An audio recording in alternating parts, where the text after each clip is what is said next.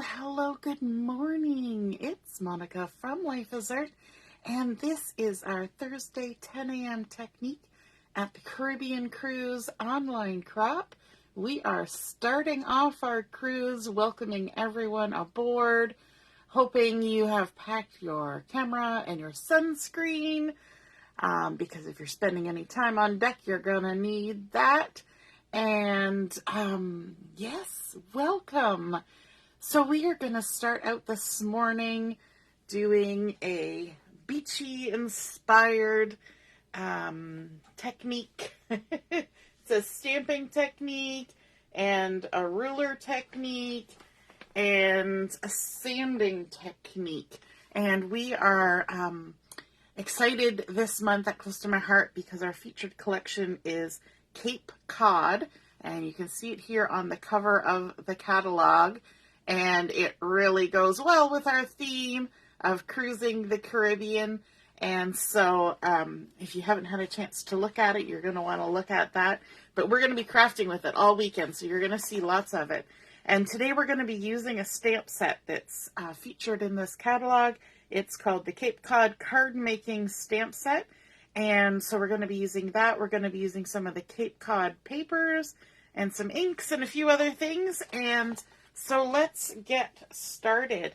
Now, one thing that I do a lot of is I show you when we're scrapbooking how to create a ruler to determine the sizes of the pieces that you need for your layout. When you're looking at something from a magazine or a catalog or online.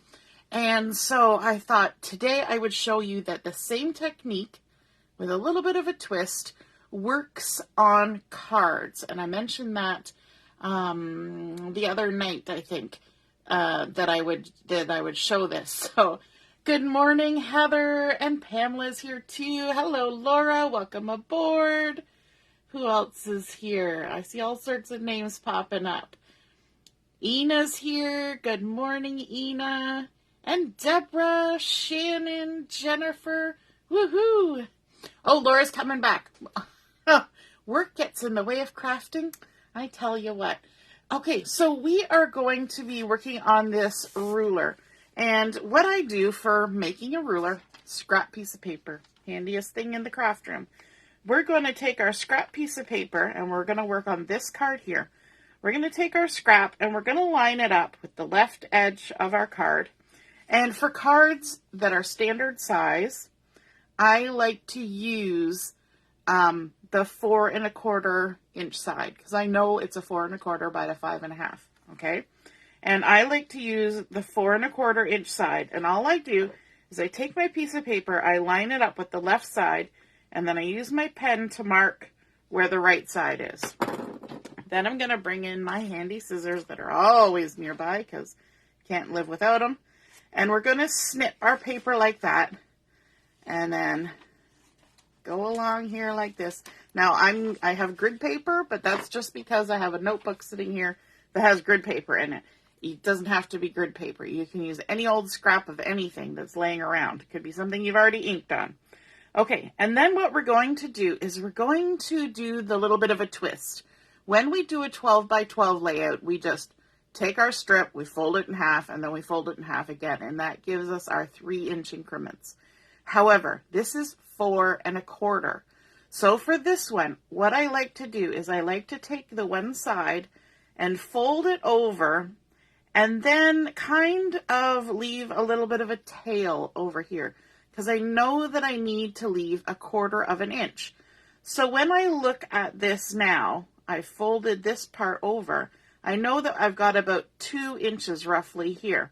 So if I guess that that is about half, and then that's about 1/4, then I know that I need to shift this just a little bit over to make it a bit more even.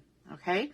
So once you have determined how much of a little tail to leave for 1/4 inch, and it's a kind of a guessing game, you know, but you get a little bit used to it as you do it. Then you're going to crease this down, and you're going to fold this one in until it meets the edge of the first part you folded over, not the little tab. And then you're going to crease that down again. So you've still got this little tab sticking out on the side here that we've set as 1/4 inch. Now that we've folded it 2 times, we can kind of go, okay, there's a half. Is that 1/4 of, is that half of a half? It's pretty close, If our last little bit is a little off, we're okay. Then when we open it out, we're going to mark these like so on the crease lines. And we should have marked there as well. Okay. So now we know that this is 1 inch, 2 inch, 3 inches, and 4 inches. So if we eyeball a middle in between each of those, then those are our 1/2 inch measurements. Okay. Now, is it precise? It's as close as we're going to get. Okay. I'm not going to lie and say it's spot on. Because we do a little guessing on this one. So now if we take this and we line it up to see what size our panel is on top here, we're going to see that this is 3 1/4 inches wide because it's part way in between the 3 and the 3 1/2. And then if we turn it this way, we're probably going to find that our ruler is going to slightly run out. So that we know then that we've got about 4 1/4. Right? Because it's pretty close to where we marked our 1/4 inch. So we've got, 4 1/2. 4 1/2 is what I was going to say. So we've got 3 1/4 by 4 1/2. So then our little strip around here, now this is a good check, is that if this is 3 1/4, then this is probably going to be 3 1/2. And if we look, there's our half line. Okay? So we're pretty close with our measurements. So that's how we create this little ruler, and it works for all sorts of things, and it comes in so handy. So I like to show it over and over and over again. All right, so now we're going to go ahead and we're going to start using that fun stamp. We're going to start with our stamping. I'm going to actually flip my Versamat over so I can use the nice foamy backside for my stamping. And just waiting for the camera to catch up to make sure I'm back in the center again. Back in the center again. Yeah, pretty close. Okay, so we're using this Cape Cod card making stamp set.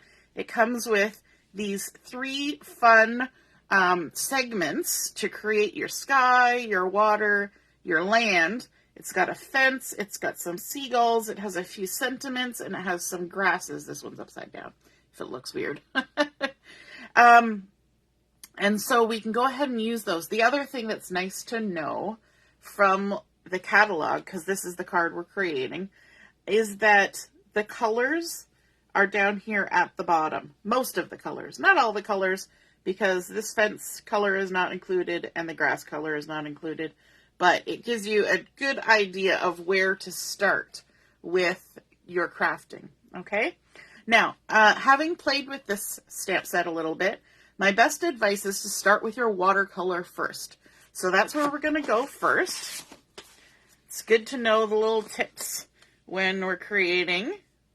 There's my stamp block. I knew I had it nearby. And we're going to take the center section here, the water. Now, this is an exciting thing for Close to My Heart. So Close to My Heart was the first company to come out with the clear acrylic stamps. And they have been working really hard to create stamps that stamp out an image that has different shades, different tones of the ink happening without looking too pixely. And so these stamps do that. And the scrapbooking set for Cape Cod does a similar thing. And it's so cool. You guys are going to see that. All right, so we're going to ink up with some Bluebird ink on this watery section. And when you look at your stamp, you're going to go, oh my goodness, there's like no ink in places. It's okay. It's the way that they have created the stamp. All right, so I'm going to just shift over here. Usually I stamp a little lower, so hopefully my table will cooperate. And just kind of lining myself up here I want to be about there, I think. So we're going to let that ink transfer, give a little squeeze, because I can't put much pressure on it with my fingers. And there we go. Oh, I got a little goober on there, so it left a little spot, but that's okay. We'll continue on. And just going to clean that off with my stamp chamois. You always got to check and make sure you don't have anything weird on your stamp. And then I'm going to switch and we're going to do the sky portion. So I'm taking the top stamp here, the sky. Make sure it's seasoned because these are new. And we're going to bring in the Periwinkle ink for this next section, the sky. Now you can choose any color you want, right? This is just the suggestion that they have in the catalog. And so I decided to be, you know, a copycat and just use what's in there. So we're coming in with our Periwinkle ink. I'm going to scooch this down a little bit so I can see what I'm doing. And you want to line it up and even sort of have the stamp touch it a little bit so that there's no gap. When I was practicing, I had a little bit of issue with the gaps because I don't line things up very well. But you just keep playing with it. There we go. And I should have seasoned that a little bit more. We're getting all the fun things happening with the stamp today. Whenever you're removing your stamp from your block, you're going to want to walk it off. You don't want to just grab one side and yank it. And the same with the carrier sheet. Sorry, I'm using my carrier sheet way off to the side. You want to lift the edge and then walk your fingers along your stamp. So you're not stretching or pulling your stamp, you're just lifting it. And then we can go ahead and add our sandy bit. So we're going to switch colors again, and this time we're going to go for Toffee. Now Toffee is kind of one of those odd colors. And when you first stamp it, I'm going to make sure I've seasoned this one. When you first stamp it, it's going to look slightly greenish. And you're going to go, oh, that's not what I wanted. But as it dries and sinks into the paper, it kind of settles back out and it creates the color you want. It's kind of one of those weird ones that way. All right, now I'm going to have to scooch a little closer to myself because I have to line the top part up. So I want to line up my sand and hopefully leave no gaps. And just stamp it on there. But look what a cool effect that these stamps are creating, where they're leaving lighter spots and darker spots. Let me just lift that up. Can you see what's happening here? See how up in the sky we've got lighter and darker and lighter. Well, there's a weird spot, but that's my fault. And then, you know, it's so fun that one stamp can give you all that color variation. You don't have to do like any sponging to create that color. You don't have to, you know, first and second generation any parts. It's just stamp it and you're done. So we've given that a little scrub off. Again, we're going to walk our stamp off. And then we're going to come in with our little fence. There's a nice little beach fence. And I was saying the other day when we were looking through the catalog during the catalog launch party that this fence could also be used if you're like me and you grew up in the country, snow fencing in the winter along the roads to keep the snow from drifting across the road. That's what also it reminds me of. So double duty on that one. We've got Espresso ink for this one because I want my fence to be a little bit darker than my sand. I'm going to ink that up. There we go. And we're going to stamp it kind of going off the edge of the edge of the card here. Just kind of like that. So fun. Oh my goodness. I don't even spend a lot of time at the beach and I'm excited about this. Again, we're going to just walk this off. And then let's bring in some of those little tufts of grass. And for that, I'm going to use the Rosemary ink. Just to make a little bit of shadowy grass. And I'm going to use the little tufts for this one because that's what they used in the catalog.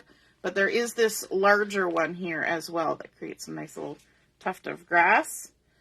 If you've ever visited the East Coast or pretty much any place where there's ocean, you'll know there's sand dunes and all the nice little grasses and things that grow in the sand dunes. So let's go ahead and stamp some grasses like that. Now I'm using a really big block and I probably should use a smaller one, so I'm going to keep checking to make sure that I haven't picked up too much ink on the edges of my block, because that would be sad right in the very last bit of your card to realize that you had done that after it's gone so perfectly. And there we go. And let's do another layer just down here, kind of off the sand. There we go. Lovely, lovely. Give that a little wash. And then we also have some splattering on this card. And the splattering was done with the Periwinkle ink, I assume, because that's what it looks like. So the way that we do splattering with our inks is we can take and just squeeze our stamp pad, and that transfers ink to the lid of the stamp pad. Whenever I do any techniques that are going to involve water, I take my lid and I park it, and I take my stamp pad and I put it far away so that I don't automatically go whoop and close it as soon as I'm done, because you don't want any water that's going to get in the lid to go then onto your ink pad. We're going to have to clean this off when we're done. Now I should have my all-purpose mat here. Let me just grab that. We will just unfurl part of it here, like so, just to protect some of the stuff that's going on here. And so all we're going to do is we're going to take our small round water brush, and we're just going to get some liquidy goodness. You can even give it a squeeze to let more water out, and pick up some of that ink. You can test it on scrap paper if you want, if you got a piece handy, just to see if you like the color that you're getting. And then all we're going to do is, you can use the lid for this or any kind of pencil or anything, and we're just going to lightly tap, and you'll get nice little tiny splatters the lighter you tap. The more juicy you get your brush, the larger the splatters you're going to get. Mine isn't splattering at all. Either that or it's splattering in places that I don't see. It's probably splattering all over the Versamat. There we go. And just a couple down there as well. I'm getting big splatters. My brush is being very juicy today. Very juicy. So, the way to clean off your round brush is to just give a little squeeze, let some water come out, rub it on a tissue or a cloth, and that will clean it. Then you want to make sure that you clean all the water out of the lid of your ink pad, because if you don't, you will get water into your ink, and that would be sad. So now that I've cleaned it, I bring it back and put the lid on. Or actually it's the bottom, because the ink is in the lid. All right, so there we go. Let's move this out of the way. We have a few more little stamping details on here. So I'm going to actually bring that back. We're going to use our Periwinkle ink, and we're going to add some little seagulls up in the sky. So let's grab this little trio of seagulls. And again, I'm going to have to be careful because I don't want to get any ink. So far, so good. On my card where I don't want it. So we're going to add a couple little seagulls there. And we'll add a couple little seals up here. Oh my goodness. Isn't this so cool? We're making our whole little beachy scene with this stamp set. And then the last thing we need to do is to add our sentiment. And I'm going to be using the same one that they did in the catalog because I sent a lot of thank you cards. So I'm going to use thank you. There's also, it's a good day for a birthday. and thinking of you during this hard time are the 3 sentiments that are on there. So again, we're going to walk it off our carrier sheet. And I haven't used this one yet. I should be using a smaller block. One moment. I don't need to use the most ginormous block possible. It's still a bit large, but it's good enough. Then we're going to season this one because I haven't used it yet. We're also going to use our black ink for this. Just grab that. Make sure that's seasoned. Ink this up. And I just stuck my finger in the ink. Remind me, I stuck my finger in the ink, and I've got ink on there too. That's excellent. And then I'm just going to kind of center this in the sky. Thank you. Hopefully I didn't put it crooked, but chances are good it is a little crooked. There we go. Beautiful. Okay, now we need to start assembling our card. So we have our base right here. Hopefully I don't have too much ink on my fingers and make a mess, but let's also turn our Versamat back over. We're going to fold our card base with the bump side to the inside, and these are the 4 1/4 by 5 1/2 value pack of cards. I love using these. You see me using them all the time, and woo, we're really crooked. We're so crooked. I'm going to just scooch things out of the way there. Let me grab my adhesive. And I also was going to show you some sanding. So let me grab. You can use sandpaper for sanding. You can use a sanding block. Or you can use what I generally pull out, a little emery board. And so let's grab the pattern paper that we're going to use for the base is this gorgeous anchor paper, which is totally thematic, right? Because we're weighing anchor and off we go. Or lifting anchor. Which one is it? Weighing anchor when you put your anchor down? Or, no, that's drop the anchor. Anyway, we're on our cruise ship. So we're going to sand the edges. And I like to just line it up with the edge of my Versamat to do this. And then you take your sandpaper and just rub it along the edge. We're not going to sand a lot, just a little. Give it sort of that weathered, beachy look. And we'll turn and line it up again. Like so. For doing just edges, I find an emery board works really well. For doing large areas, like something that's been embossed, a sanding block is perfect because it's nice and flat and you can keep everything level, so you're hitting all the same level of embossing at the same time, and makes it a little bit more even. If you use something little like this, you'll kind of get into the nooks and crevices where you don't really want to be. And our last little side there. Beautiful. And then we're also going to be bringing in, so this one was cut to 4 1/4 by 5 1/2. We're also bringing in a piece of the wood grain paper from the Cape Cod collection. And this has been cut to 3 1/2 by 4 3/4. We're going to sand the edges of this as well. I love how it already looks kind of distressed, like it's weather worn. Painted wood has definitely that beachy or shed-like feel, or fencing, all those different things, you know, when the wood just kind of sits in the weather for a while. Old lawn furniture. There we go. So if you're thinking about some of the things that are going on in the crop, we have 3 games that are posted each day. One early in the morning, one at about noon, and one later in the evening, so that everybody kind of has a fresh game to play.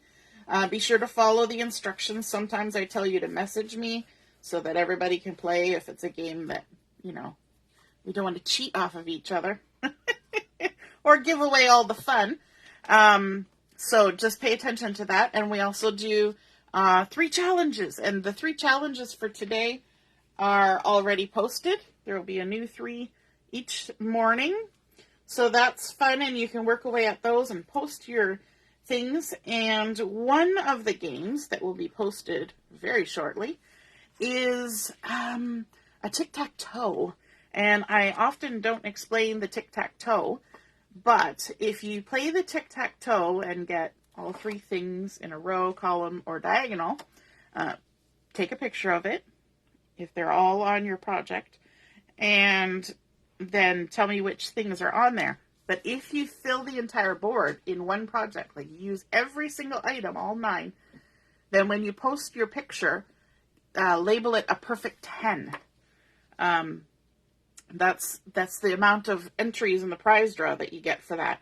Because if you do all the rows, all the columns, and the 2 diagonals, that gives you 8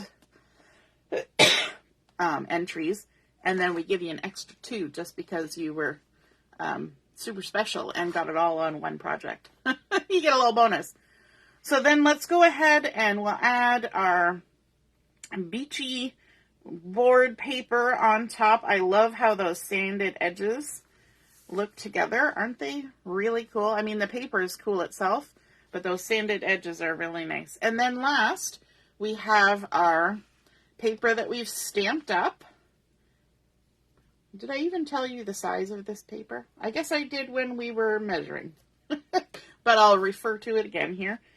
This is 3 1/4 by 4 1/2. And so we're just going to take the backing off here.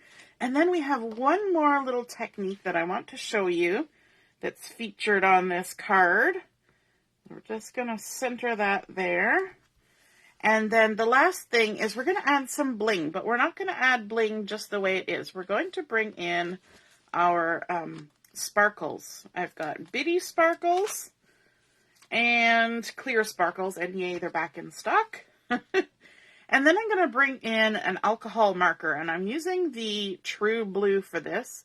Hopefully that's a good color. I haven't even tried it for matching on here. But what you can do with your sparkles is you can take a marker and you can color your sparkles and add a little bit of color to them. So I'm going to go ahead and color one of these big sparkles with my blue marker, like that. And you can see now, when I put it against the white, that it's got a little bit of blue happening on there. And then let's color up some bitty sparkles as well. They're hard because they want to try and run away on their little glue dots. But you can persevere. Let's see. Maybe we'll do 4 of these. 1, 2, 3, 4. Has anybody done this before? You can also color your glitter gems. The silver glitter gems are great for coloring. There we go. I had my piercing tool. Now my last little tip here is my piercing tool. It's my favorite thing for lifting these little jobbies, especially now that I've got marker on them, so they need a moment to kind of settle down. And you know what I'm going to do? I'm going to hide that little sort of boo-boo with a glitter gem. You know, there's always a way to fix a mistake. Usually it's just an opportunity for embellishment, right? And then let's grab, if I can, this is the one that was running away on me, and it's still running away. We're going to add a little glitter to there. Now, let me see. Did I color all of them? I did. And let's add a couple up here. I'm basically following what's in the catalog. There we go. A couple of sparkles up by our little seagulls. And I would say that is done. Look at that. We created that really fun beachy scene using that Cod Cardmaking stamp set. We started out with the Bluebird in the center, which helps us line up the other two. I did try stamping it sort of from the top down, because that's how my mind would normally work.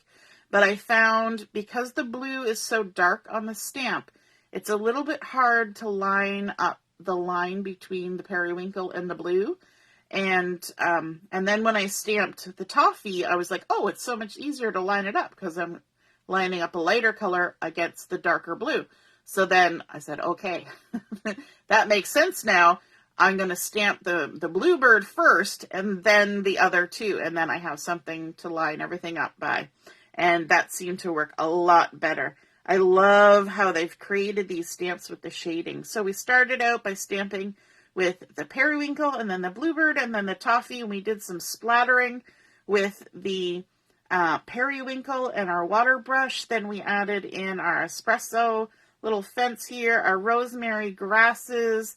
We did some sanding on our pattern paper in the background from the Cape Cod collection just to give it that beachy, worn, in the summer sun look. And then adding on our little seagulls with Periwinkle and then our sentiment in black and coloring our little bitty sparkles and clear sparkles using one of our markers. And isn't that so fun? I hope you guys enjoyed that and seeing how to use that ruler method for cards as well as layouts. All right, have a wonderful rest of the morning, and we will see you at noon for Chat and Craft. Noontime. Bye-bye. Toodaloo.